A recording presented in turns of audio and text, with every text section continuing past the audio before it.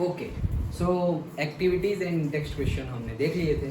चलो देखते हैं एक्सरसाइज के question answers. Which of the following pairs will give displacement reaction? कौन सी पेयर डिस्प्लेसमेंट, अभी आंसर के साथ है but you have to keep the logic कि कौन सी पेयर के साथ डिस्प्लेसमेंट रिएक्शन होगी. सो जैसे कि NaCl solution and copper metal, तो होगा क्या डिस्प्लेसमेंट रिएक्शन? नहीं होगा. क्यों? यस, कॉपर की कंपैरिजन में जो पॉजिटिव आयंस की बात कर रहे हैं हम, सो एक है Na और दूसरा है कॉपर, मेटल्स की जो हम बात कर रहे हैं.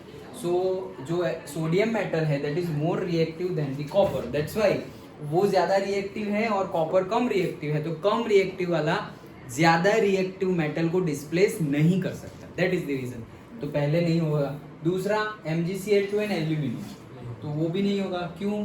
क्योंकि मैग्नीशियम ज़्यादा रिएक्टिव है. हमारी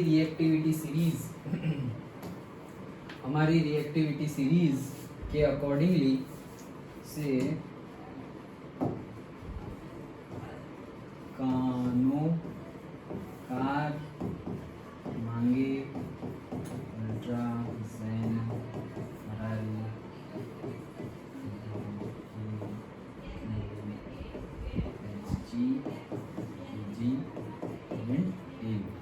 सो सेकंड जो है हमारा Mg एंड एल्यूमिनियम, तो Mg ज़्यादा रिएक्टिव है. ओके, देखो ये रहा Mg और ये रहा aluminium. Third Fe and silver. Okay, silver तो एकदम लास्ट में आता है, कोई सवाल ही नहीं बनता. देन लास्टली आंसर सही होगा. फिर भी देखो AgNO3 and copper metal, so Ag एकदम लास्ट में है. Ag सिल्वर नाइट्रेट AgNO3, और उसके साथ कौन है? कॉपर. सो कॉपर तो आगे है भाई, कहाँ गया? ये रहा. तो कॉपर डिस्प्लेस कर देगा क्योंकि इसकी रिएक्टिविटी ज्यादा है Ag से. Done, simple. Next, which of the following method is suitable for preventing an iron frying pan from rusting? भाई आयरन है, देखो हमने सारी मेथड्स देखी थी. कौन कौन सी मेथड्स थी? चैप्टर 2 का. नहीं, यही इसी में कोरोजन प्रिवेंट करने की बहुत सारी मेथड्स थी. ऑक्साइड्स बन जाएगा वो. फिर painting, yes. Galvanising, yes, mainly detailed में हमने गैल्वेनाइजिंग देखी. Electroplating, yes. ओके, और कुछ ये वाला एग्जांपल दिया था, दैट इज गैल्वेनाइजिंग. ग्रीजिंग भी कर सकते हैं. यस, एलॉय हमने 2 डिटेल में डिस्कस किया था ये चैप्टर में, दैट इज एलॉइंग, और दूसरा नहीं, ये वाला गैल्वेनाइजिंग. और तीसरा वो उसके पहले डिस्कस किया था, वो इलेक्ट्रोप्लेटिंग. और से इलेक्ट्रोलाइसिस मतलब इलेक्ट्रोप्लेटिंग, मतलब जैसे हमने इलेक्ट्रोलाइसिस में, चलो बताओ, रिवीजन ही चल रहा है ना. एनोड में क्या लिया जाता है? नहीं, Cl तो मिलेगा तुम्हें. लिया क्या जाता है? इलेक्ट्रोड. एनोड पे, इलेक्ट्रोड पे क्या ज्वाइन किया जाता है? एनोड में और कैथोड में प्योर मेटल स्ट्रिप. वो एनोड पे या कैथोड पे? सोच के. एनोड मतलब पॉजिटिव या नेगेटिव? मतलब बैटरी का पॉजिटिव टर्मिनल जुड़ेगा या नेगेटिव टर्मिनल जुड़ेगा एनोड के साथ? पॉजिटिव टर्मिनल जुड़ेगा. तो पॉजिटिव टर्मिनल एनोड पे जुड़ेगा और नेगेटिव टर्मिनल कैथोड पे जुड़ेगा. तो एनोड पे क्या लेते हैं हम?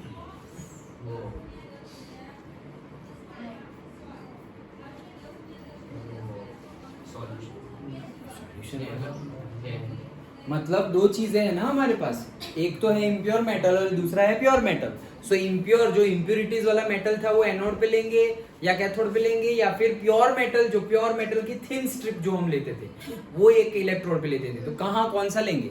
एनोड पे इम्प्योर वाला और कैथोड पे स्ट्रिप्स वाला. करेक्ट. एनोड पे हम इम्प्योर मेटल जो था, जिसको हमने इम्प्योरिटीज हमने मतलब रह गई है. ओके, मतलब हमने ऑक्साइड्स तो बना दिया है हीटिंग करके, फिर भी अंदर रह गई है क्या?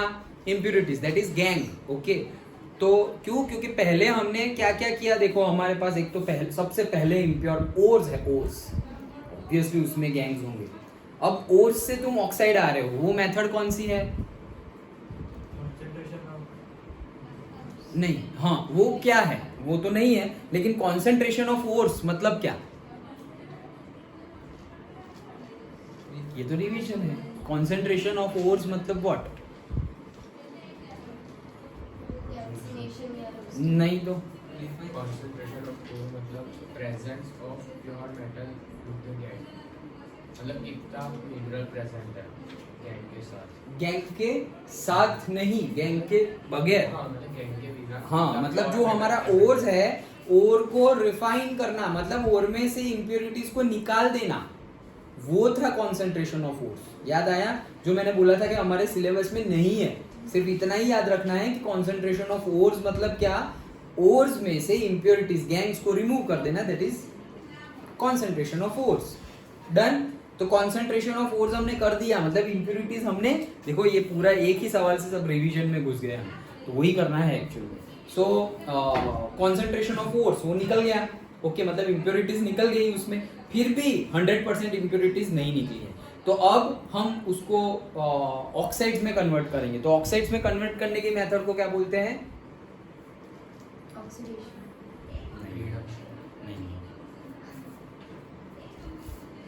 ओर में से ऑक्साइड में कन्वर्ट करना है तुम्हें। सर वही ना वो सारी मेथड, ore flotation और कौन सी? ore flotation, flotation? magnetic effects। तो कहाँ किसकी बात कर रहे हो? मतलब कट है। कौन सा?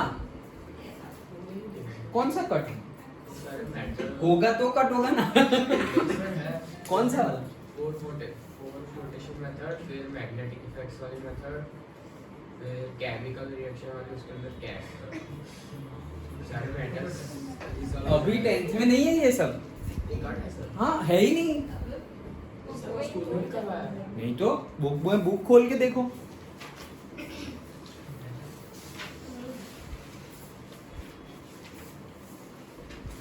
ज्यादा पढ़ा दिया है स्कूल में 11th का, इसलिए तो बोला कॉन्सेंट्रेशन ऑफ ओर्स भी नहीं है हमें। जो मैं बताया कि कॉन्सेंट्रेशन ऑफ ओर्स मतलब इम्प्योरिटीज को निकाल देना, that is also not there. सिर्फ यही याद रखना है कि concentration of ores means removing of impurities from the ore, that's it. Okay हाँ हाँ हाँ तो फिर उसको फिर हाँ तो अभी तुमने आंसर नहीं दिया क्या? ओर में से ऑक्सीडेशन ऑक्साइड्स बनाने हैं, तो वो मेथड दो मेथड है, कैल्सिनेशन एंड रोस्टिंग, हीटिंग करना, वही दो ऑक्साइड्स बनाने की मेथड है। ओके और वो दोनों भी अलग नहीं है, उसमें सिर्फ हम गर्म कर रहे हैं। एक है कैल्सिनेशन और दूसरा है रोस्टिंग। कौन सा कैल्सिनेशन और कौन सा रोस्टिंग? कार्बोनेट। कार्बोनेट के ओर हो तो उसको हीट करके बना रहे हो, सो दैट इज कैल्सिनेशन। और सल्फाइड के ओर हो उसको गर्म करके। अरे यार आज तो मंडे है, आज तो मैं तुम्हें बहुत कुछ पूछने वाला था। अभी याद आया मुझे, सल्फाइड के नाम से याद आया। ओके सो सल्फाइड की ओर, ओके दैट इज रोस्टिंग। अब मिल गया हमें ऑक्साइड, तो ऑक्साइड से प्योर मेटल कैसे मिलेगी? कुछ करना पड़ेगा, रिडक्शन करना पड़ेगा। रिडक्शन किससे करते हैं?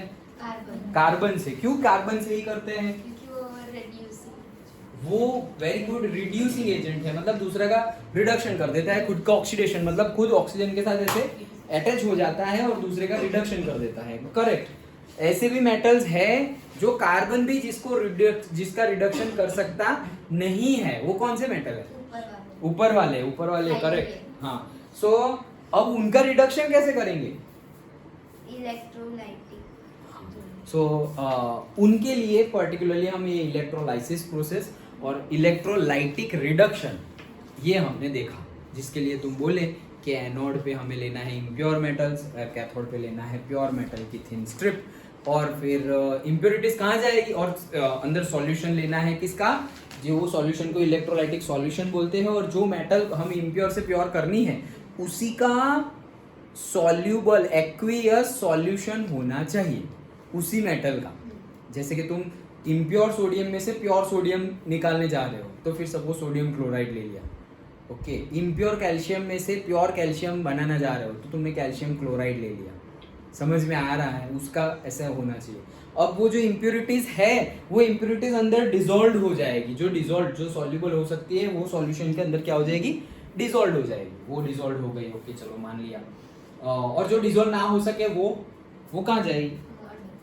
मड बन जाएगा, और उसको क्या बोलते हैं हम? एनोड मड बोलते हैं। याद आया सब कुछ? ओके चलो। सो ये सारी हमारी मेथड्स थी। देखो अप्लाइंग ग्रीस मतलब ये देखो पर्टिकुलरली रस्टिंग को और कोरोजन को प्रिवेंट करने के लिए कौन सी मेथड यूज होती है वैसा नहीं पूछा है। वैसा पूछते तो सभी सही लगता कि भाई applying of grease, applying paint, applying coating of zinc, सब कुछ ही सही लगता, all of the above tick कर देते हम। लेकिन ये फ्राइंग पैन है जिसके अंदर तुम खाना बनाते हो, दाल बनाते हो, वो सब ओके, मतलब तुम इन द सेंस हम ओके। सो उस पे हम ग्रीस लगाए हैं कभी लाइफ में नहीं तो ग्रीस अंदर जाती। ग्रीस मतलब जो लुब्रिकेटिंग एजेंट होता है, जो मशीन्स में यूज होता है फ्रिक्शन रिड्यूस करने के लिए ओके। जैसे विक्स वेपोरब होता है वैसा मटेरियल, ना सॉलिड ना liquid okay, like that in between वाला। So all of the above इस केस में नहीं आएगा। सो इस केस में हम क्या करते हैं, कोटिंग ऑफ जिंक डन। और जो जिंक का इसलिए भी करते हैं क्योंकि हमारी बॉडी में जिंक मिनरल भी होना चाहिए okay, so that is good. और उससे भी अच्छा क्या है पता है कि हम एल्यूमिनियम के यूज करें और स्टील कम यूज करें। और सबसे अच्छा तो क्या है पता है, आयरन के यूटेंसिल्स। आयरन यूटेंसिल्स वो बहुत हैवी होते हैं एंड ऑल, उसमें खाना बनाना थोड़ा बहुत टफ हो जाता है आज की जनरेशन को। आज की मतलब तुम लोगों की बात नहीं कर रहा हूँ, अभी जो ऑलरेडी से 30-50 ईयर की एज के अंदर रेंज में 30 to 50 वो जनरेशन को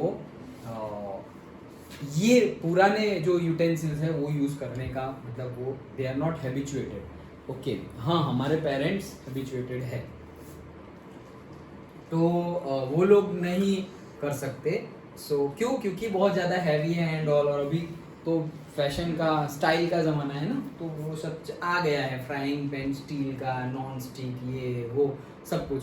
बट हम दिखावे पे जा रहे हैं और क्वालिटी रिड्यूस करते जा रहे हैं। बट अगर सही में खाना खाना हो तो हमें वैसे ही खाना चाहिए जैसे हम पुराने ज़माने में बनाकर खाते थे। खाना जितना स्लो पके ना, जितना स्लो, ये आयुर्वेदा में लिखा है, खाना जितना स्लो हम उसको पकाए उतना अच्छा होता है, उतना अच्छा। जितना स्लो मतलब ऐसा समझो कि जैसे हमने खिचड़ी बना दी, तो खिचड़ी बना दी तो सपोज से वो होगा 3 वो सीटी बजेगी, 5 सीटी बजेगी प्रेशर कुकर में, हो गई। बट वो हम क्या करते हैं, गैस स्टोव को फुल मोड में रखते हैं, रेगुलेटर, गैस रेगुलेटर, कि जल्दी हो जाए। बट एक्चुअली उसको कम से कम रेगुलेटर पे रखना चाहिए। सो तुम्हारा सपोज वो खिचड़ी 15 मिनट की जगह 45 मिनट, आधा घंटा ज़्यादा ले लेगा, बट उसका टेस्ट अलग आएगा। इससे हम क्या करते रहे, ये जो अभी हम खाना बनाते हैं उससे हम जो हमारा ग्रेन है उसको फाड़ देते हैं। जैसे गेहूं है, गेहूं फट जाएगा, इससे राइस है, राइस फट जाएगा। और पकना मतलब क्या, विदाउट फटे हुए अंदर के मटेरियल को हम गर्म कर रहे हैं, ऐसा समझो। जैसे कि आम खा रहे हो ओके, तो आम वैसे का वैसा जैसा हमने कच्चा लेके आए थे और यहाँ पे रखा हुआ है, तो धीरे धीरे वो पक रहा है। और जैसे ही पक गया वैसे हमने स्लाइस करके खा लिए।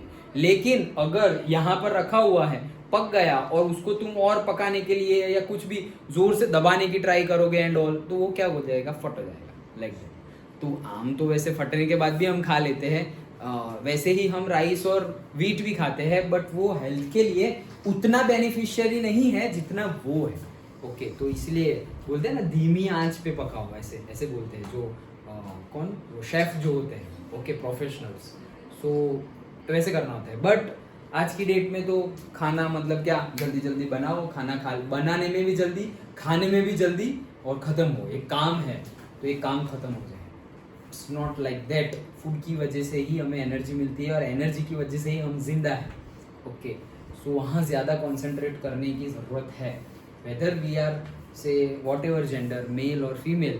बट अगर हमारे पास नॉलेज है तो एटलीस्ट हमें हमारा नॉलेज घर में शेयर करना चाहिए, सो दैट अगर धीरे धीरे भी सबका point of view same point पे आ जाए, सो दैट वो चेंज आ जाएगा ओके। चलो, an element reacts with oxygen to give a compound with a high melting point. क्या बोल रहे हैं, एक एलिमेंट है वो ऑक्सीजन के साथ रिएक्ट कर रहा है, और ऑक्सीजन के साथ रिएक्शन करवाने के बाद उसका मेल्टिंग पॉइंट बढ़ गया है okay. This compound is also soluble in water. और ये जो कंपाउंड बना है वो पानी में घुल मिल जाता है, सॉल्यूबल हो जाता है, डिजोल्व हो जाता है। So the element is likely to be, ऐसे ही क्वेश्चन पूछे जाएंगे जैसे मैंने एक हमने आगे भी डिस्कस किए, A B C D कुछ भी कुछ दिया हुआ होगा, वैसे ही क्वेश्चंस पूछे जाएंगे। सो इसमें भी ऐसा ही पूछा गया है कि वो कौन सा एलिमेंट होगा पता करो। पहला है कैल्शियम और आंसर कैल्शियम है, तो उसको हम नहीं देख रहे हैं। लास्ट वाला देखो से आयरन, तो आयरन ऑक्सीजन के साथ रिएक्ट करेगा, आयरन ऑक्साइड बनाएगा, अगेन उसका मेल्टिंग पॉइंट भी बढ़ जाएगा, बट सॉल्युबल इन वाटर नहीं है आयरन। ओके, सिलिकॉन, सिलिकॉन भी सॉल्युबल नहीं है। कार्बन, कार्बन ऑक्सीजन के साथ रिएक्ट कर देगा और वो पानी में सॉल्युबल भी है। कोल्ड ड्रिंक पीते हैं ना, उसमें CO2 होता है, डिसॉल्व्ड CO2, बट उसका मेल्टिंग पॉइंट हाई नहीं है, लो है। देखो ना, एटमॉस्फेयर टेम्परेचर पे गैसियस फॉर्म में है वो, तो कितना लो मेल्टिंग पॉइंट है। सो सभी कंडीशन सेटिस्फाई नहीं हो रही है। And the last that is the first one, calcium is the main answer, कि वो ऑक्साइड बनाता है, कैल्शियम ऑक्साइड, और पानी में घुल मिल भी जाता है, चूना चूना चूना। Okay, so calcium oxide, okay, वो पानी में घुल जाता है, डिसॉल्व हो जाता है, और फिर हम उसका ऐसे कलर, वो पहले के ज़माने में तो ऐसे कपड़े जो होते हैं, क्लोथ को ही ऐसे पोछा बनाकर ऐसे करके कलर करते थे, फिर वापस अंदर ऐसे जैसे हम पोछा मारते हैं नीचे, तो क्या उसमें भी मॉप और वो सब आ गया है, लेकिन जो हमारा ट्रेडिशनल पोछा जो हम मारते हैं फिर ऐसे करके पानी निकालते हैं, तो वैसे ही ये जो कैल्शियम ऑक्साइड, कैल्शियम हाइड्रोक्साइड, ये सब का जो कॉम्बिनेशन होगा वहाँ पे ऐसे लेंगे तो वो पूरा वाइट हो जाएगा, फिर पोछा लगा देंगे तो इसका कलर चेंज हो जाएगा। तो पहले कलर करने के लिए ही ऐसे सब यूज किया जाता है। अब तो ब्रश एंड ऑल टेक्नोलॉजी आ गई है। ओके चलो, MCQ है लेकिन लॉजिक पता होना चाहिए, रटना नहीं है। Food cans are coated with tin and not with the zinc because, okay चलो, तो फूड कैन जो होते हैं, कैन, ओके, डिब्बे, तो वो टिन के साथ कोटेड होते हैं, टिन से कोटेड होते हैं और जिंक से नहीं होते। क्यों?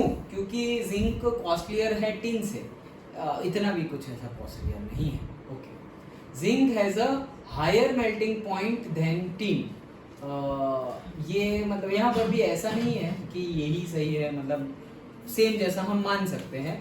Then zinc is more reactive than tin, हाँ ये बात है, जिंक ज़्यादा रिएक्टिव है, मतलब कि इसीलिए तो मैंने जस्ट अभी बताया मैंने तुम्हें, क्या फ्राइंग पैन को भी हम जिंक से कोटेड करते हैं। तो उसके बाद में बोला रीजन क्या, कि जिंक मिनरल हमारी बॉडी के लिए नेसेसरी है, तो कोटिंग उसके साथ किया। अगर वो नॉन रिएक्टिव होता, जिंक अगर ज़्यादा रिएक्टिव नहीं होता टिन से, तो ज़्यादा रिएक्टिव होता, तो होता क्या कि वो किसी के जो तुम खाना बना रहे हो उसके साथ रिएक्ट कर देता, क्योंकि वो ज़्यादा रिएक्टिव है, रिएक्ट कर देता और हमारी बॉडी के अंदर चला जाता। वो वैसा चला जाता मतलब चला ही जा रहा है, इसीलिए हम जिंक का कोटिंग करते हैं। सोचो कि जिसका तुम कोटिंग करो वो रिएक्टिव है तो वो भी अंदर चला जाएगा। समझ में आ रहा है? एल्यूमिनियम का किया, मैग्नीशियम का किया, कैल्शियम का भी इतना रिएक्टिव है, कैल्शियम का किया तो कैल्शियम भी अंदर चला जाएगा, हम जो खाना खा रहे हैं उसमें। सो जिंक की हमारी बॉडी को जरूरत है, ओके, टिन की हमारी बॉडी को इतनी जरूरत नहीं है। समझ में आया? So that is the reason, and zinc is less reactive than tin. भाई ऐसा कैसे हो सकता है? अच्छा लेस बोला है ना, और जिंक ही है। अच्छा, so zinc is less reactive than tin, okay, that is wrong. Zinc तो ये हमारी सीरीज में भी आ रहा है, टिन तो वहाँ सीरीज में है ही, मतलब वेरी लेस रिएक्टिव है। समझ में आ गया? सो ज़्यादा रिएक्टिव है, इसलिए शायद ऐसा कोई क्वेश्चन आ जाए तुम्हारे क्वेश्चन पेपर में, तो तुम्हें देखना चाहिए कॉस्ट के रिगार्डिंगली तुमने कुछ भी पढ़ा नहीं है मेटल नॉन मेटल में। तुमने मेल्टिंग पॉइंट के रिगार्डिंग पढ़ा है मेटल नॉन मेटल में, बट उसमें भी क्या पढ़ा है कि मेटल का मेल्टिंग पॉइंट और बॉइलिंग पॉइंट हाई रहता है, एलॉय करोगे तो उसका और भी ज्यादा हाई रहेगा। यही सब चीजें पढ़ी है, एग्जैक्टली कोई डेटा नहीं पढ़ा कि एल्यूमिनियम का इतना है, कैल्शियम का इतना है, ऐसा कुछ तुमने याद रखा नहीं है, ना सिलेबस में है।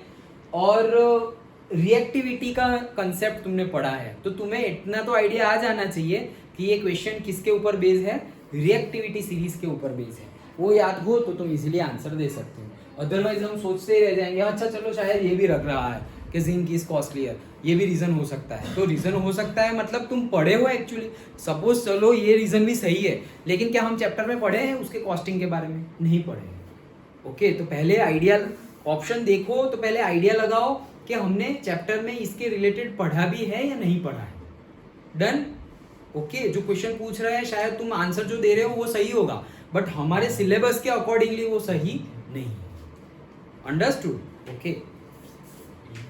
You are given a hammer, a battery, a bulb, wire and a switch. ऐसी तो पूरी एक्टिविटीज हमने सारी कर दी है मेटल नॉन मेटल को पहचानने के लिए। हैमर है, उससे हमें पता चलता है क्या, डक्टिलिटी का पता चलता है, मेलिएबिलिटी का पता चलता है, हार्डनेस का पता चलता है। हार्डनेस एक्चुअली तुम्हारे सिलेबस में नहीं है, but ductility as well as क्या वो माइलेबिलिटी, दो प्रॉपर्टी के बारे में हम पढ़े तो वो हम पता कर सकते हैं। अब battery bulb wire and switch, तो इलेक्ट्रिकल कंडक्टिविटी के बारे में पता चलेगा। और क्या पता चलेगा? बैटरी है, वायर है, स्विच है, बल्ब है, तो उससे क्या पता चलेगा? इलेक्ट्रिकल कंडक्टिविटी के बारे में पता चलेगा। How could you use them to distinguish between samples of metals and non metals? Obviously hammer का भी हमने डिस्कस किया और इसका पता ही चल जाएगा कौन सा मेटल है कौन सा नॉन मेटल है। Assess the usefulness of this test in distinguishing between metals and non-metals. Easy question ऐसे तो मतलब तुम्हें आने ही चाहिए। ओके, ऐसा नहीं बोलूँगा कि नहीं पूछे जा सकते, ऐसा पूछा जा सकता है। बट उसका यूजफुलनेस, तो भाई यूजफुलनेस पता चल गया ना कि जिसको हम डक्टाइल है, जिसको हम मोड़ सक रहे हैं, जिसको हम मार के हम पतला सा थिन प्लेट बना सकते हैं, वो सारे मेटल्स हैं। ओके, तो वही मेटल्स है तो उसकी यूजफुलनेस है, वो लस्ट्रियस होते हैं। सारे मेटल्स के एडवांटेजेस लिख दो। ओके, और कैसे distinguishing between metals and non metals, तो फिर वायर और उसका भी कि जिसमें से इलेक्ट्रिसिटी पास हो वो मेटल्स है, और बल्ब ग्लो हो और ग्लो ना हो वैसे एक्टिविटी देखी थी ना हमने। ओके, वो स्ट्रिप थी एंड पे, वायर के एंड पे, दैट इज ओके। तो वही चीज़ है, पढ़ने की ज़रूरत नहीं है, हमने ऑलरेडी डिस्कस किया हुआ है। चलो, What are एम्पोटेरिक ऑक्साइड्स? कौन से है भाई बताओ एम्पोटेरिक ऑक्साइड्स? जो मेटल और नॉन मेटल एसिड और बेस दोनों के साथ रिएक्शन कर सकते हैं। ओके गुड, तो वही amphoteric. Give to examples, example दो।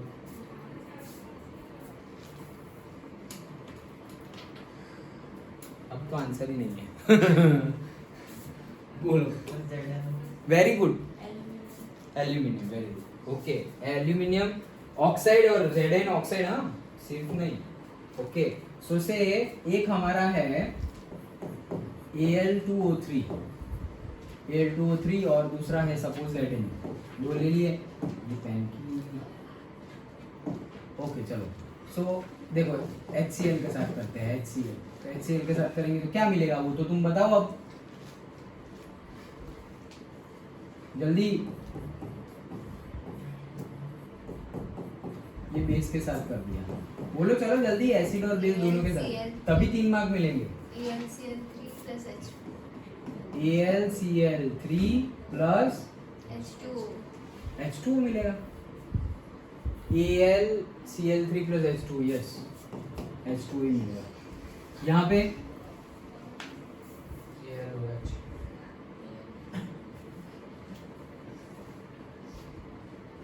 AlOH मिलेगा। AlOH ये क्या होता है? बट हमने एक टॉपिक देखा था, उसमें हमने बोला था ये एल्यूमिनियम के हाइड्रोक्साइड नहीं बनते, एल्यूमिनियम के हाइड्रोक्साइड नहीं बनते।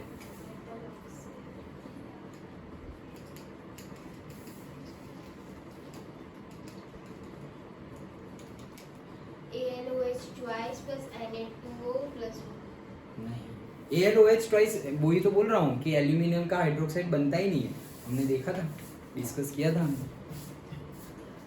तो यहाँ पे बनेगा देखो ना क्या बनेगा, Al2O3 एंड तो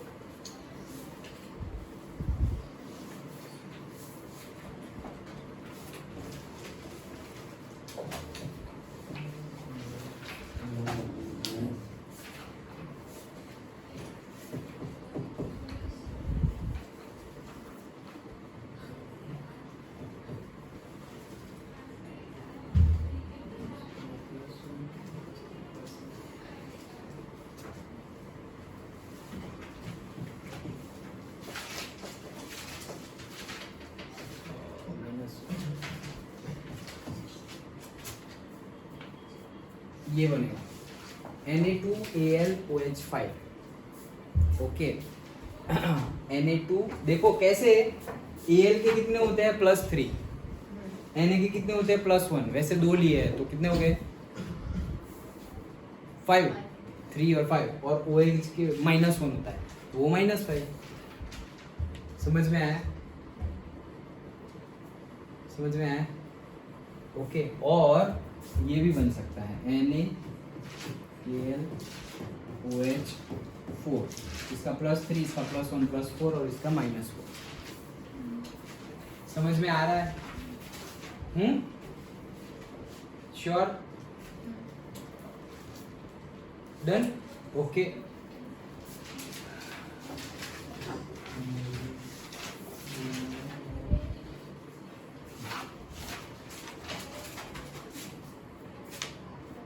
चलो, और नाम इसका क्या होगा? सर ये 41 पेज पे एक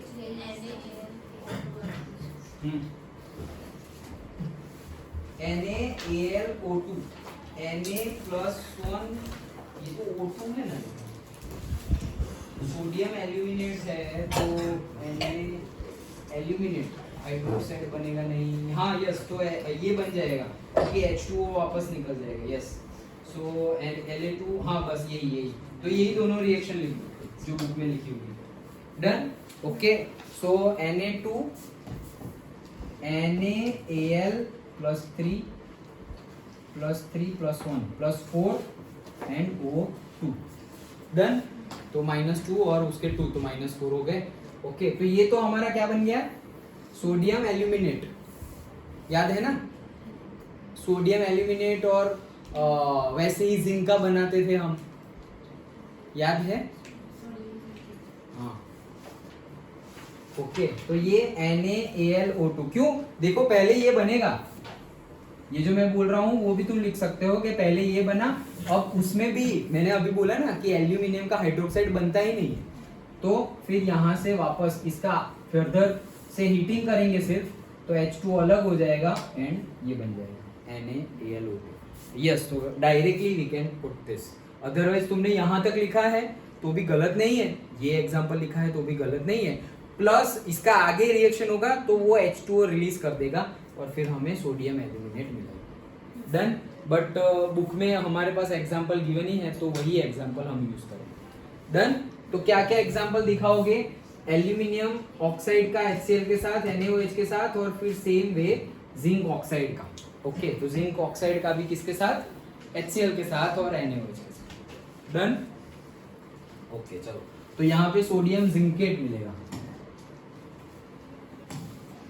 चलो next, in the electrolytic refining, चलो ये देखो, अभी तुमने डिस्कस किया, हमने वैसा ही है। मेटल M है हमारे पास, वो छूट गया है क्या हुआ? हाँ, क्या हुआ? 7 वाला छूट गया। अच्छा, हाँ बोलो, चलो क्या आएगा? Name 2 metals which will displace hydrogen from dilute acid and 2 metal which will not। ये तो हमने अभी इन टेक्स्ट में भी डिस्कस किया था। क्या आएगा? ऊपर के जो हो गए वो कर देंगे, हाई रिएक्टिव। नहीं, नाम दो, नाम बताओ।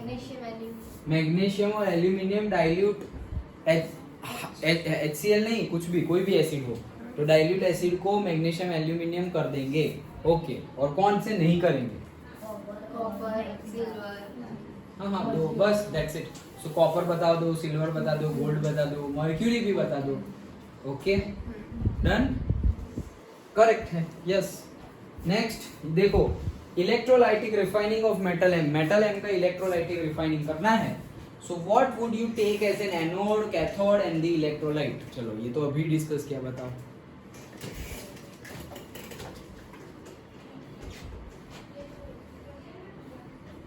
मतलब मेटल M कौन सा है वैसा नहीं बताना है हमें, सिर्फ क्या लेंगे ऐसे। एनोड पे इम्प्योर, एनोड पे इम्प्योर लेंगे, यस। कैथोड पे वो thin strip of pure metal, yes. And electrolyte, वही मेटल का एक्वेस मीडियम में soluble salt. Okay, soluble salt कहते हैं, यस। तो देखो, impure metal anode, thin strip cathode, and solution of soluble salt of metal is taken as electrolyte. देखो ये है कौन? प्रत्युष. क्या बोल रहा है Pratyush? Pratyush took sulfur powder on a spatula and heated it. तो क्या होगा? सल्फर का पाउडर लिया और जला दिया तो क्या होगा? क्या बनेगा? Na कहाँ से है? SO2. Yes. Okay. And heated it. He collected the gas evolved by inverting a test tube over it as shown figure है आगे. Okay. क्या बोल रहे हैं कि जब ये जलाया तो धुआं ऊपर जाएगा. धुआं ऊपर गया ना तो ऐसे टेस्ट ट्यूब को ऐसे उल्टी करके धुएं के पास ऐसे रख दिया तो सारा धुआं टेस्ट ट्यूब में चला गया. डन. समझ में आया? वैसे उसने किया. अब देखो what will be the action of gas on dry litmus paper and moist litmus paper. Dry litmus paper होगा तो क्या होगा? वो क्या? कुछ होगा ही नहीं. ड्राई है भाई. ड्राई मतलब क्या? ड्राई के पास कुछ भी अंदर लिटमस पेपर में ड्राई है, मॉइस्चर है ही नहीं तो how can it shows the change? Chemical reaction तो होना चाहिए ना सबसे पहले तो. ओके. सो ड्राई होगा तो कुछ नहीं होगा. मॉइस्ट लिटमस पेपर होगा तो क्या होगा?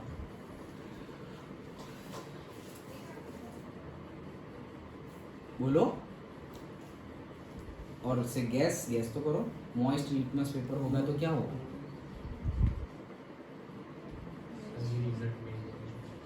वो तो ड्राई में ना, मॉइस्ट में तो देखा ना. क्यों नहीं देखा? होगा क्या वहां पे? क्या बना क्या अभी? कौन सा? वो क्या है? एस क्या है? एस मतलब एस क्या है? सल्फर मेटल या non metal? Metal. Non metal. सोच लो. सोच लिया. Non metal. नॉन मेटल के ऑक्साइड्स कैसे होते हैं? एसिडिक होते हैं.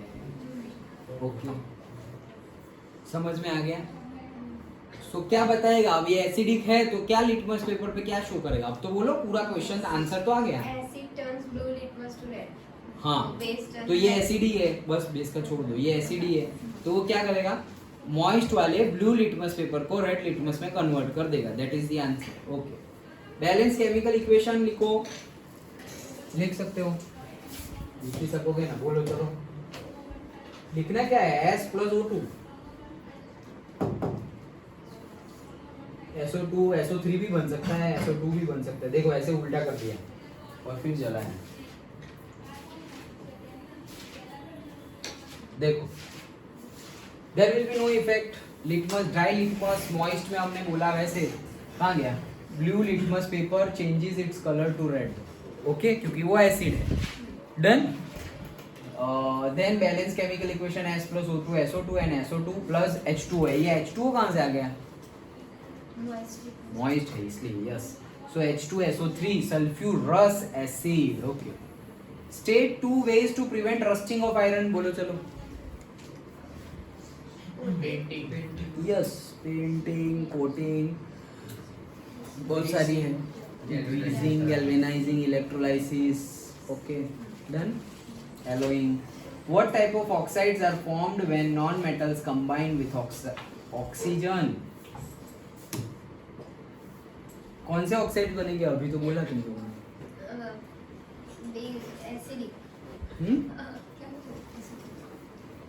Non metal. निर्भय यहाँ ध्यान दो. प्रियांक क्या हुआ? Acidic. Yes. Non metal oxides कैसे होते हैं? एसिडिक.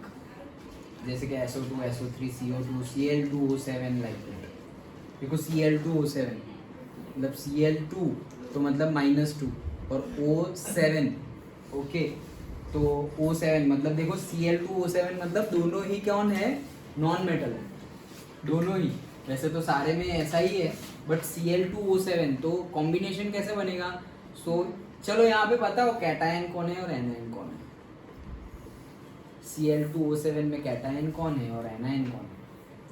Cl2 वो कैटायन है कौन सा बोला sir? Cl2O7 sir Cl2 cation है, O7 एनायन है। Cl दोनों ही नॉन मेटल है। non-metal। यस, इसीलिए तो बोल रहा हूँ कौन सा एनाइन और कौन सा है। दोनों ही है। नहीं, ऐसा नहीं हो सकता ना, नहीं तो जुड़ेंगे कैसे फिर? जुड़ने के लिए फोर्सेस ऑफ अट्रैक्शन चाहिए। फोर्सेस ऑफ अट्रैक्शन के लिए ऑपोजिट, जैसे ऑपोजिट जेंडर चाहिए, वैसे यहाँ पे ऑपोजिट चार्ज चाहिए। Cl2 कैटायन और O7 एनायन। N हाँ सही है। वैसे जो पहला होता है ना वही कैटायन होता है, जो फर्स्ट लिखते हैं वो कैटायन ही लिखते हैं, कभी हम उल्टा लिखते ही नहीं।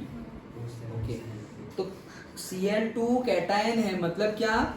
वो Cl मतलब 7 है उसके वैलेंसी, 7 इलेक्ट्रॉन्स कैटायन है, मतलब वो देने वाला है +7, और वैसे 2 है तो +14, कितने हो गए? +14, तो अभी -14 चाहिए, तो O का एक O का है -2, इसलिए 7 O का कितना हो जाएगा? -14, इसीलिए लिखा हुआ है Cl2O7। एक ऑक्सीजन का होता है -2, 2 का -4, 3 का -6, 4 का -8, 5 का -10, 6 का -12 और 7 का -14। डन? ओके। वैसे ऐसे ही क्वेश्चन एमसीक्यू में पूछ ले, बताओ कैटायन कौन सा, एनायन कौन सा, और सारा आंसर सही लगेंगे, वैसा ही रख देंगे। ओके, तो that you have to check. Give reason used to make jewelleries. अरे ये बहुत इजी, इतना इजी क्वेश्चन क्या आएगा? देखो सारी प्रॉपर्टी ही लिख दो। दे आर, पहली प्रॉपर्टी मेटल की, दे आर लस्ट्रियस, तो ज्वेलरी तो भाई लस्ट्रियस होगी तभी तो अच्छी लगेगी। They are least reactive. They are least reactive, very good. और कुछ? Low melting. हाँ हाँ मेल्टिंग पॉइंट हाई होगा। हाँ, वो लोग हैं उनका उतने जितना हाई नहीं होगा, बट मेटल की, नॉन मेटल की कंपैरिजन में तो हाई होगा। ओके, बट से रिएक्टिविटी, फिर दूसरा क्या बोले तुम? ये क्या? लस्ट्रियस, लस्ट्रियस बोले ना। And then next ductile, yes, क्यों नहीं? सो डक्टिलिटी, मैलिएबिलिटी, वो सारी प्रॉपर्टी आएगी मेटल की, तभी तो ज्वेलरी बनेगी। ऐसा सोचो वो डक्टाइल नहीं होते, ब्रिटल होते। डक्टाइल का ऑपोजिट क्या है? ब्रिटल, ऐसे टक टूट जाएगा। Okay, so that is not good. So that is the property आएगी दोनों। ओके, और एक लास्ट प्रॉपर्टी तुम लिखना मत, महंगे है इसलिए। अच्छा चलो। लिख सकते हैं। नहीं, sodium, potassium and lithium are stored under oil, पता ही है, हाईली रिएक्टिव है ऑक्सीजन के साथ, that's why. Aluminium is highly reactive metal, yet it is used to make utensils for cooking. बोलो चलो, बहुत ज्यादा हाईली रिएक्टिव है एल्यूमिनियम, अल्ट्राजेनफराइल, फिर भी हम बर्तन लेते हैं उसके, क्यों?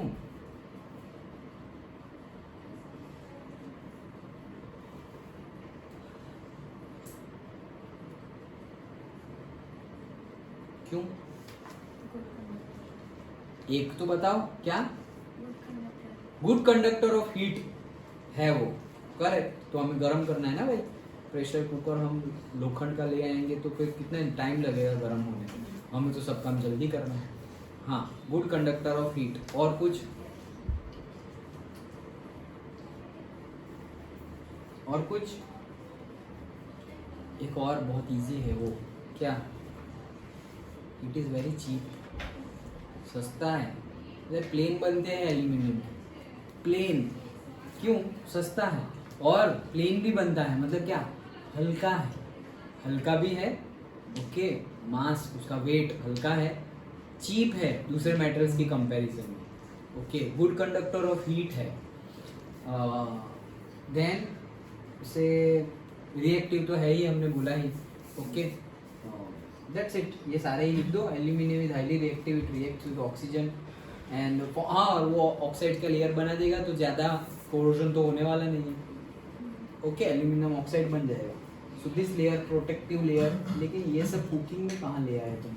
More over it is light in weight, good conductor of heat, also manufacturing cost, यही मेन रीजन है भाई। ये वाला कहाँ अंदर ले आए? सो हमने जो डिस्कस किया that is the main answer. Done?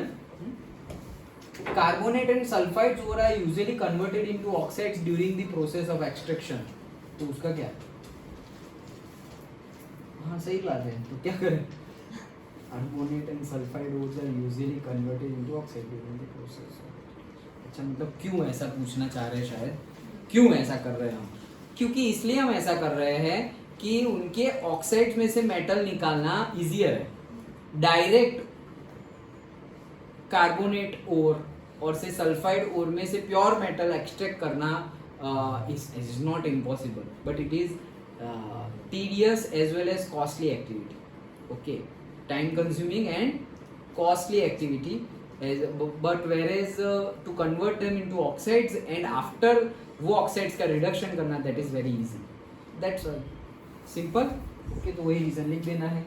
Easier to obtain metal from its oxide. Easy है oxide में से. Hence it is essential to convert carbonate and sulfide ore into say oxides. फिर reduction कर दो. You must have seen tarnished copper vessel being cleaned with lemon or tamarind juice. ये tamarind juice मतलब क्या है? इमली. Okay. So tarnished का meaning क्या है? Tarnished copper vessel. सड़ा हुआ. पर्टिकुलरली जो स्केलिंग हो जाता है, जो मैंने नहीं बताया था डिस्कस करते थे, ग्रेनिश यस ग्रीनिश हो जाएगा. सो that is the tarnish. Okay, being clean. तो उनको लेमन से क्लीन कर देते हैं. क्यों भाई लेमन से क्लीन करेंगे तो क्या होगा?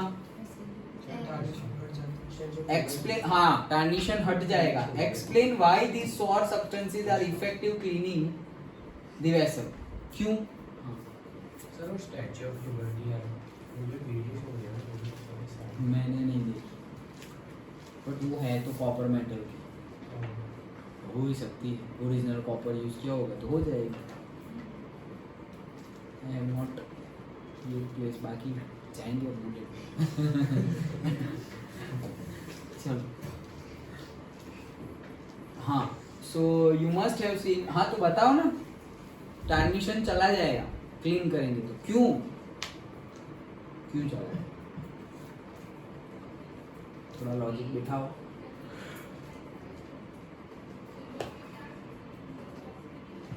देखो कहीं कुछ भी ना आता हो, ऑक्साइड आइडिया ना आता हो, तो क्वेश्चन में से ही कुछ ना कुछ बना के लिख दो. Acid plus metal. हाँ, तो लेमन और इमली है, उसमें एसिड होता है. ओके, तो एसिड प्लस मेटल बनेगा, वो सॉल्ट हो जाएगा. ओके, तो वो सॉल्ट इजीली रिमूवेबल है, ऐसा लिख दो. इजीली रिमूवेबल है, क्लीन हो गया ना. तो वो तुम्हारा जो मेटल के ऊपर एक्स्ट्रा चीज आ गई थी, इम्प्योरिटी सारी क्लीन हो जाएगी. ओके, मतलब मेन चीज यहाँ पे आंसर में क्या आना चाहिए कि दिस कंटेन एसिड. और नाम पता हो तो नाम भी लिख दो कि साइट्रिक एसिड है, टार्टरिक एसिड है, नाम पता हो तो. Okay, so that is the thing. Copper vessels are tarnished and corroded due to the formation of copper oxide layer.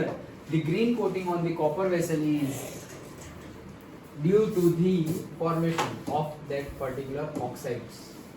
Oxide formation की वजह से ही ये हो रहा है. ये बैठ के पढ़ाने में तो बहुत आलस आती है. हाँ, so basic copper carbonate. On cleaning with the lemon or tamarind juice, the citric acid present in themselves neutralises the basic copper carbonate. मतलब जो कॉपर कार्बोनेट बन गया है ऑलरेडी, कैसे बना? ऑक्साइड्स बनेगा ना, ऑक्सीजन की प्रेजेंस में कोरोजन होगा तो. सो कार्बोनेट बन गया है. Carbonate in the sense oxides ही है वो. ओके, ऑक्साइड्स का ही फॉर्म है कार्बोनेट. सो वो क्या होता है, अभी हमने इसके पहले ही डिस्कस किया, मेटल के ऑक्साइड्स क्या होते हैं? बेसिक होते हैं. तो बेसिक होते हैं और ये लोग एसिड है, तो एसिड और बेस मिल गए. एसिड और बेस मिले तो क्या मिलेगा? सॉल्ट और पानी. Okay, so carbonate and dissolve the layer thereby helps to regain the luster of the copper utensil. और इसीलिए पहले जैसे कॉपर के यूटेंसिल्स हो जाएंगे. So generally अगर साफ करना हो तो तुमने देखा ही होगा शायद कि जो used lemon है, used lemon मतलब लेमन जूस निकाल दिया, उसके जो छिलके हैं उससे साफ कर देते हैं सब घर के लोग जो साफ करते हैं वो. कि तो हम सोचेंगे कि ये लेमन से साफ कर रहे हैं. लेमन से साफ किया मतलब वो जो ऑक्साइड्स का लेयर आ गया है, तो एसिड प्लस बेस एसिड होगा तो तुमने पूरा निचोड़ लिया है लेमन, फिर कुछ नहीं होगा. ओके, लेकिन थोड़ा बहुत तो निकल ही जाता है ये 1-2 ड्रॉप्स भी निकलेंगे, that is also very good compare to जो मार्केट में मिलता है कि लेमन वाली सफेदी और चमचमाहट, ऐसा कुछ नहीं, उसमें लेमन होता ही नहीं, एक ड्रॉप लेमन नहीं होता ये एक ड्रॉप भी लेमन नहीं होता उसमें, ठीक है। चलो, distinguish between metal non metal on the basis of their chemical properties आता है, ओके। क्या क्या लिखोगे केमिकल प्रॉपर्टीज में? ऑक्सीजन के साथ, वाटर के साथ और बेस, एसिड बेस के साथ, ओके। एम्पोथेरिक एसिड के साथ लिखो, फिर बोलो कि एम्पोथेरिक में तो बेस के साथ भी हो जाएगा। डन। तो एसिड के साथ, बेस के साथ, वाटर के साथ, ऑक्सीजन के साथ, इतना तो दिखाना ही। They are electropositive elements and they are electronegative elements. What is this? Electropositive मतलब इलेक्ट्रो मतलब ऐसा समझ लो नहीं, ऐसा ही होता है। इलेक्ट्रो मतलब से इलेक्ट्रॉन, सो इलेक्ट्रोपॉजिटिव मतलब जो इलेक्ट्रॉन को अट्रैक्ट कर ले वो होता है इलेक्ट्रोपॉजिटिव। इलेक्ट्रॉन को क्या कर ले? अट्रैक्ट कर ले। तो देखो, they are metals are electropositive elements, मतलब जहां पे इलेक्ट्रॉन होगा वहां पे वो लोग क्या कर देंगे? अट्रैक्शन कर लेंगे। And they are electronegative elements, मतलब कि से रिपल्जन वाला case, okay. Aqueous solution of metal oxides are basic, हमें पता ही है बेसिक, ये सब चीजें ठीक है। हाइड्रोजन गैस निकलेगा एसिड के साथ रिएक्शन, और ऑक्साइड्स वाला एक दिखा दिया और पानी वाला बोल दो। एटम्स ऑफ मेटल possess 1, 2 और 3 electrons in their outermost shell and atoms of non metals possesses more than 3 electron. ये सब बना के लिखा हुआ है क्योंकि 5 पॉइंट कंप्लीट करने हैं, ओके। मेनली तुम्हारे 3 पॉइंट होने चाहिए, ऑक्सीजन के साथ रिएक्शन, वाटर के साथ रिएक्शन एंड एसिड बेस के साथ रिएक्शन। डन। और वो वाला भी तुम बता सकते हो एक्स्ट्रा में, HNO3 वाला केस जो हमने देखा था, ओके, कि भाई generally metal plus acid will give salt and hydrogen gas, but HNO3 नहीं देगा, और मैंगनीज और मैग्नीशियम देंगे, वो एक्स्ट्रा पॉइंट लिख सकते हो। अगेन ये जो पॉइंट है दीज आर रॉन्ग, ऐसा नहीं बोल रहा हूँ, बेसिक है यार, लिख सकते हो तुम कि भाई इलेक्ट्रोपॉजिटिव, इलेक्ट्रोनेगेटिव, और ये वाला केस कि मेटल्स में एटलीस्ट आउटर मेटल की वैलेंसी कितनी होती है? +1, +2, +3 वैसे, और वो लोग की कितनी होती है? -1, -2, -3, ओके। मतलब वो लोग को चाहिए और ये लोग देने वाले हैं। डन हो गया, ओके। चलो,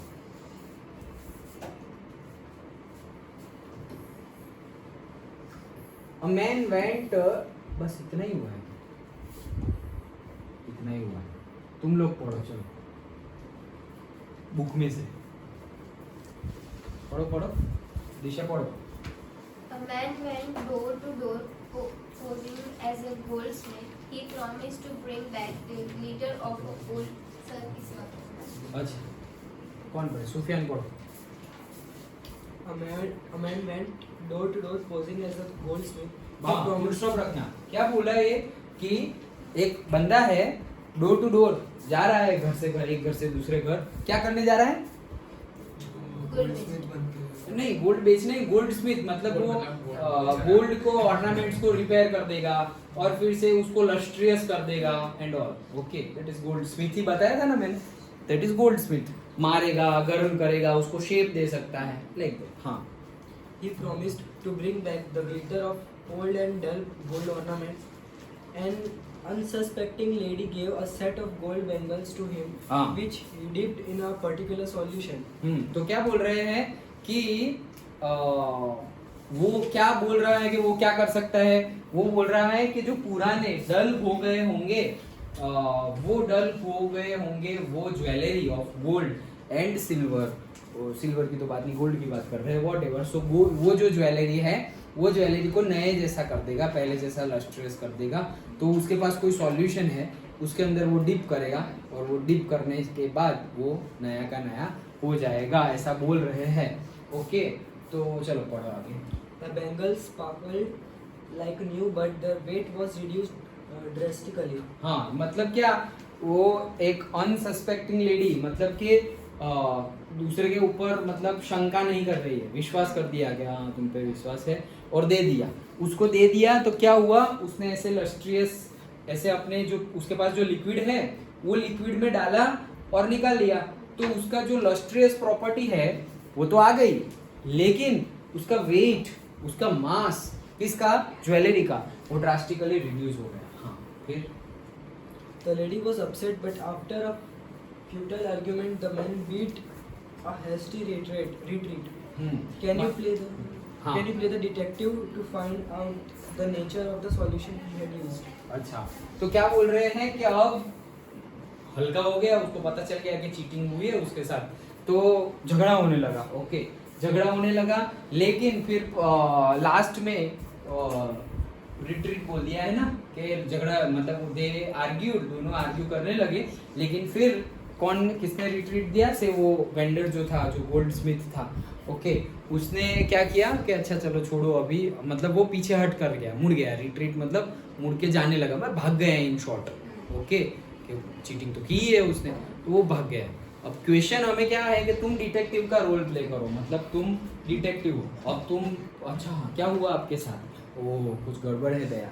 ओके, तो अभी तुम्हें बताना है कि वो उसके पास जो सॉल्यूशन था वो क्या था, वो तुम्हें बताना है। ओके, गोल्ड से ज़्यादा रिएक्ट हो।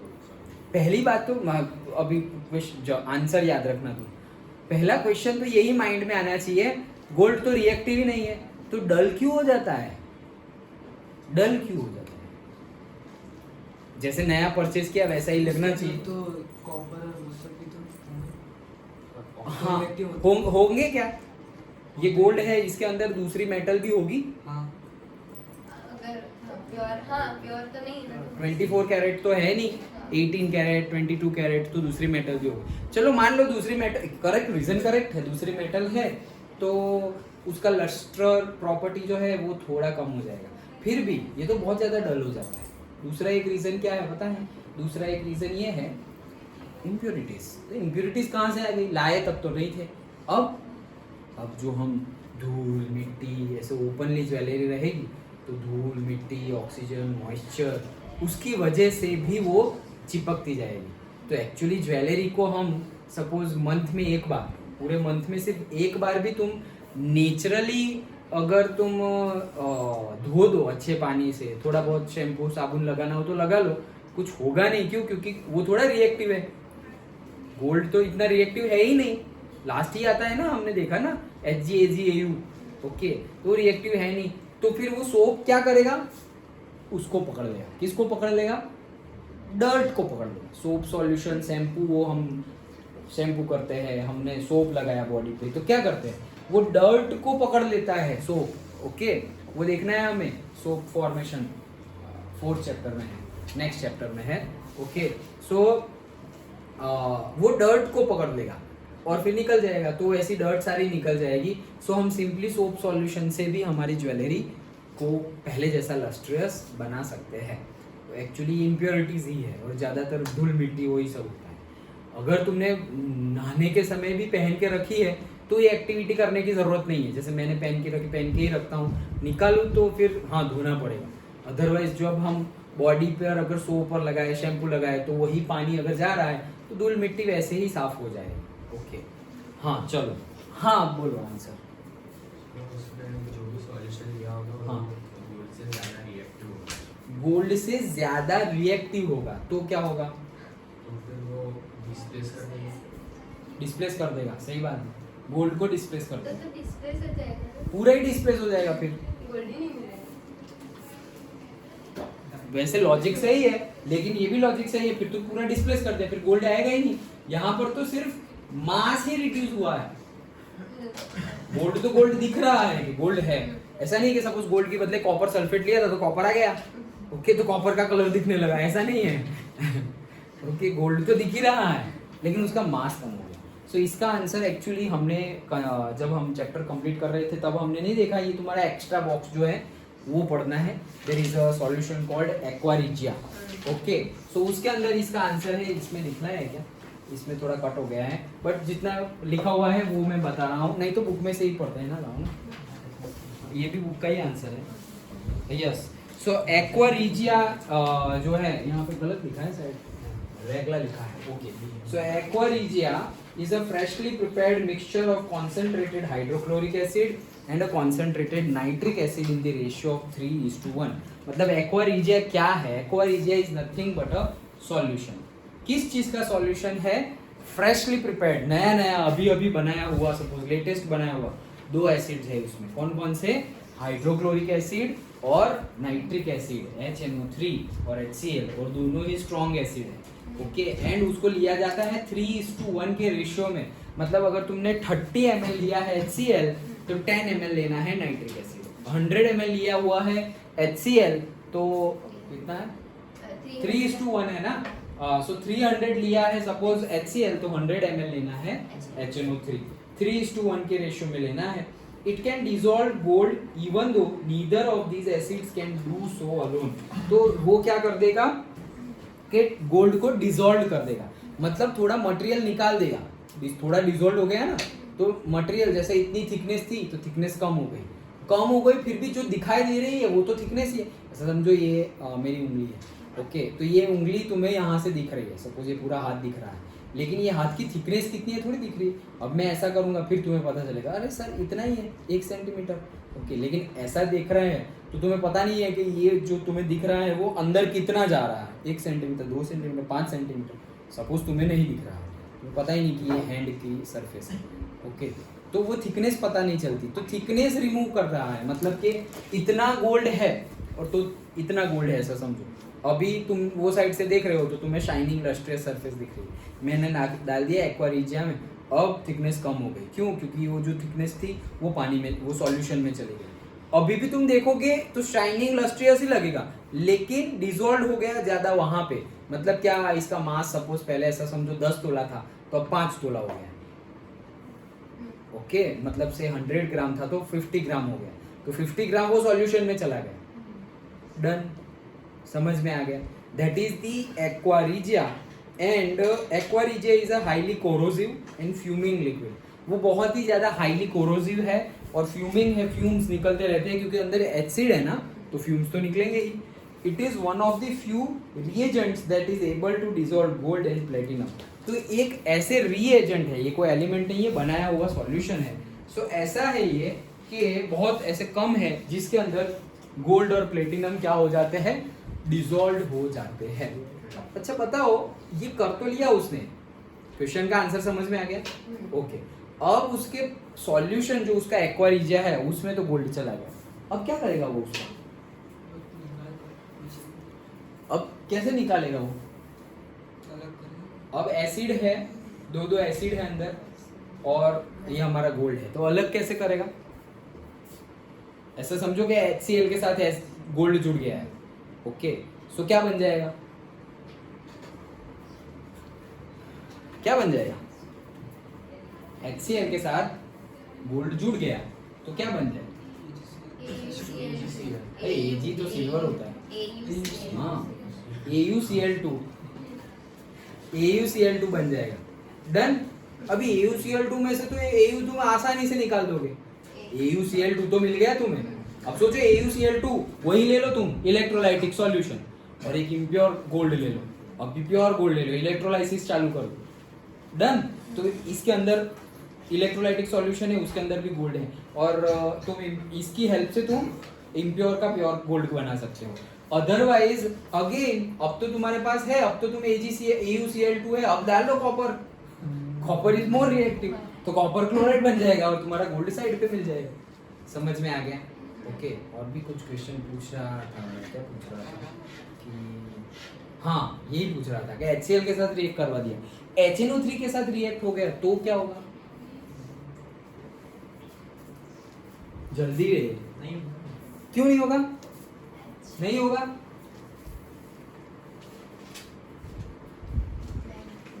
क्योंकि अंदर एक्वा रिजिया में क्या है, HCl भी है और HNO3 भी है, तो दोनों मिक्स है, एसिड ही है, लेकिन गोल्ड अंदर डिसॉल्व हो गया है। अब गोल्ड HNO3 के साथ क्या करेगा?